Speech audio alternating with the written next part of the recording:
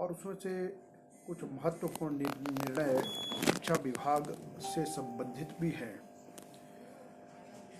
एक तो जो बहुत सभी की चिंता का विषय भी है और आजकल चर्चा का विषय भी है कि लॉकडाउन के बाद से लेकर के हमारे स्कूल, कॉलेज, विश्वविद्यालय बंद चल रहे हैं और आखिरकार अब धीरे धीरे यदि अनलॉक हो रहा है तो अब इस दिशा में भी कुछ विचार करना चाहिए। तो उसी के अंतर्गत देश के विभिन्न राज्यों ने अपने अपने हिसाब से जो जहाँ पर उचित लगता है उसके मुताबिक निर्णय लिए हैं। और आज हमने भी ये विचार किया है कि अभी हम 9th से लेकर के 12th और उसके पश्चात जो है कॉलेजेस और विश्वविद्यालय इनको खोलना प्रारंभ करें। और अभी कुछ दिनों से हमने बहुत से अध्यापकों से, पेरेंट्स के साथ और स्टूडेंट्स के साथ भी EPTM आदि किया और उसमें बहुत लोगों के सुझाव लिए हैं और उसमें मिली जुली राय आ रही है। और उसमें लगता है मुझे कि अध्यापक समुदाय और छात्रों में से अधिकतर का मन यह है कि खोलना चाहिए। लेकिन अब इस सब में हमने कहा कि हम 2 नवंबर से इसको प्रारंभ करेंगे, लेकिन वो हम कोई बड़ा मैंडेटरी, बड़ा आवश्यक नहीं करेंगे। अटेंडेंस पर हम बहुत अधिक जोर नहीं देंगे और यदि स्वाभाविक तौर पर जो आ सकते हैं तो उसके मुताबिक हम स्कूल, कॉलेज, विश्वविद्यालय को खोलेंगे, क्योंकि हमारा जो स्टाफ है, जो टीचर्स हैं और जो नॉन टीचिंग स्टाफ, वो 100% जो है पिछले महीने से आना प्रारंभ हुआ है। और उसी के अंतर्गत ये है कि उसके लिए SOPs भी बन रहे हैं। और हमने ये भी कहा है कि हर एक जो शिक्षा संस्थान है वो अपना स्थानीय स्तर पर भी अपना माइक्रो प्लान बना करके दे रहा है और उसके मुताबिक जो उचित लगता है वो उसको करे। लेकिन इस सब के साथ ये है कि यदि हम इसको भी कुछ तरीके से SOP के साथ प्रारंभ करेंगे, लेकिन ऑनलाइन जो शिक्षा हम दे रहे हैं तो उसको भी प्रारंभ रखेंगे, उस पर भी बराबर जोर दे करके रखेंगे, ताकि उसमें एक धीरे धीरे चीज़ अनलॉक की तरफ आएंगी तो देखें कि उसमें क्या होता है, ये हमने सोचा है। और अगला विषय एक ये था कि भाई जो हमारे फर्स्ट ईयर और सेकंड ईयर के जो बच्चे हैं उनको क्या किया जाए। तो हमने ये कहा है कि जो UGC की जो गाइडलाइंस है, जिसके मुताबिक पूरे देश में निर्णय हुआ है कि हम इन बच्चों के पेपर नहीं करवाएंगे, इनको हम प्रमोट करेंगे, तो ये हमने आज विचार किया है। सर, जिस तरह से अब स्कूलों को खोला गया है तो क्या कुछ व्यवस्थाएं रहेंगी ताकि संक्रमण से बच्चों को बचाया जा सके? स्कूलों में किस तरह के प्रबंध जो हैं किए गए हैं? क्योंकि कई स्कूलों में ज़्यादा जो है स्ट्रेंथ है, तो स्ट्रेंथ है। ऐसे में किस तरह से लेकिन क्लास चले इसीलिए जाएंगे? ऐसा कि उसमें प्रॉपर हर विद्यालय के लिए SOP हमने दिए हैं। और उसके साथ ये भी हमने कहा है कि भाई उसके साथ साथ ये है कि अपने स्तर पर, स्थानीय स्तर पर भी पेरेंट्स के साथ बातचीत करके वहाँ का जो हमारे जो टीचर्स हैं और स्टूडेंट्स हैं वो सब मिलके वहाँ का भी माइक्रो प्लान बन रहा है।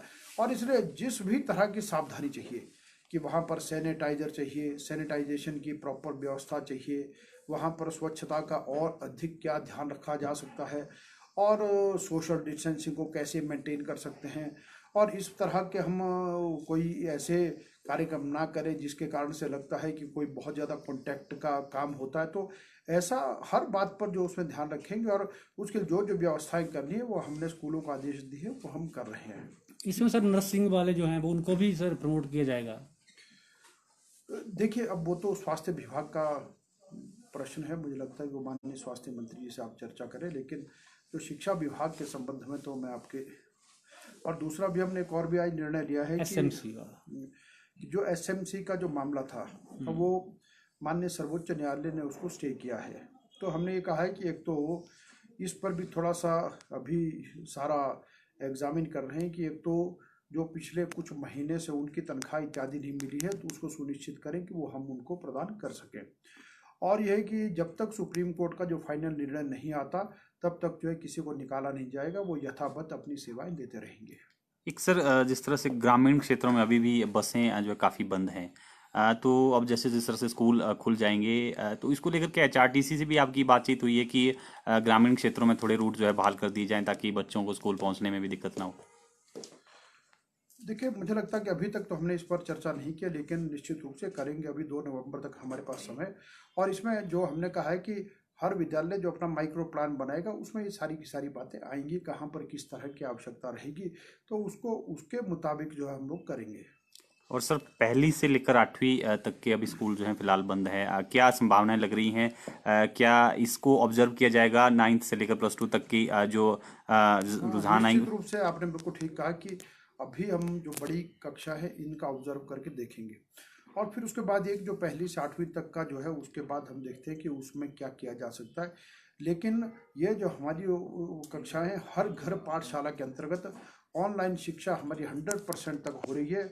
और जहाँ पर इंटरनेट इत्यादि की कोई समस्या, कोई मोबाइल की कमी है, तो वहाँ पर हमारे अध्यापक घर जाकर भी नोट्स प्रदान कर रहे हैं। तो लेकिन उसमें शिक्षा में तो हम किसी प्रकार का कोई समझौता नहीं करने वाले, लेकिन तब भी अभी लगता है छोटी कक्षाओं के लिए अभी हमको थोड़ा इंतजार करने की आवश्यकता रहेगी। सर कुल्लू दशहरा चला हुआ है, किस तरह से कार्यक्रम चल रहे हैं क्योंकि कोविड काल चल रहा है इसका?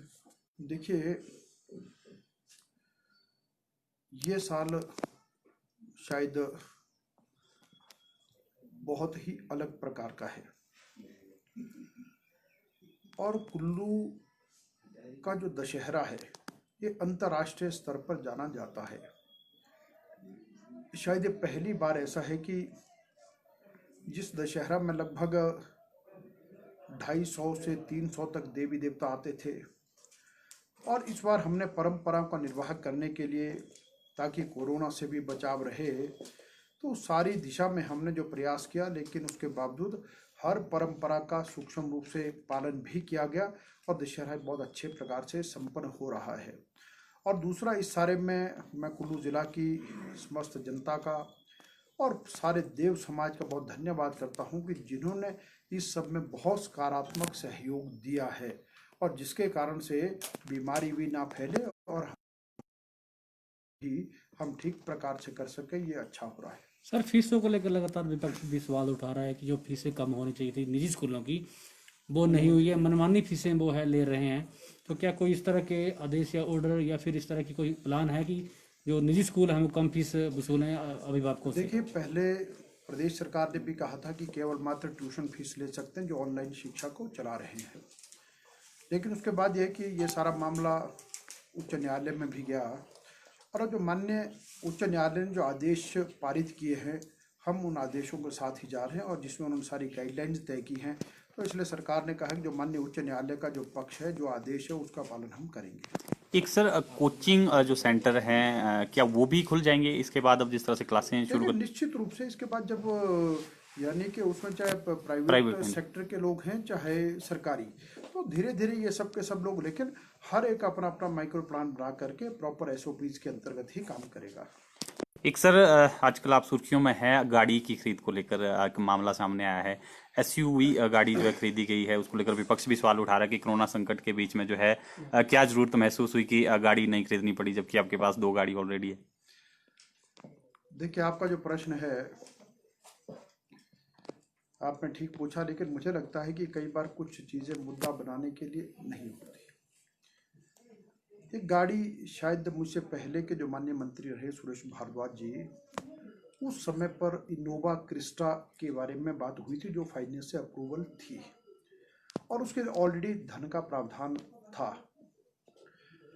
और उसके बाद ये कि जो आपने कहा कि जो मेरे पास जो दूसरी जो गाड़ी थी, वो वही गाड़ी थी जो कंडम हो गई थी, और जो 2.5-3 लाख किलोमीटर चल पड़ी थी, इसलिए उस गाड़ी का खर्चा बहुत अधिक होता था, इसलिए उस गाड़ी को बहुत पहले बदलना चाहते थे, लेकिन वो बीच में ही के कुछ कारणों से फिर बदल नहीं पाए।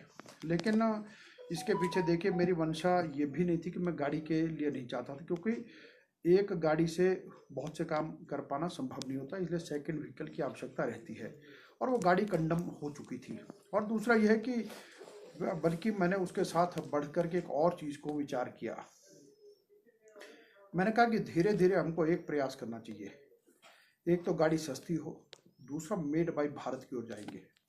और इसीलिए आपने देखा कि आजकल लोग जो इनोवा क्रिस्टा फॉर्च्यूनर या उस तरफ को जाते हैं, या कोई होंडा की तरफ जाएगा। तो मैंने कहा मैं अगर गाड़ी को खरीदूंगा, और जो गाड़ी ऑलरेडी अप्रूव्ड है मेरी, वो कोई अलग से डिमांड मेरी कोई नहीं है, तो इसलिए मैं टाटा या महिंद्रा की गाड़ी ही खरीदूंगा। बल्कि तो बहुत लोगों ने मुझे प्रश्न किया कि जब इनोवा क्रिस्टा टॉप मॉडल जैसी गाड़ियां हैं तो आप इस दौर क्यों जा रहे हैं। तो मैंने कहा मेरा मन है कि धीरे धीरे हम धीरे धीरे ये प्रयास करें कि हम स्वदेशी की ओर जाए, जो मेड बाय भारत की ओर जाए।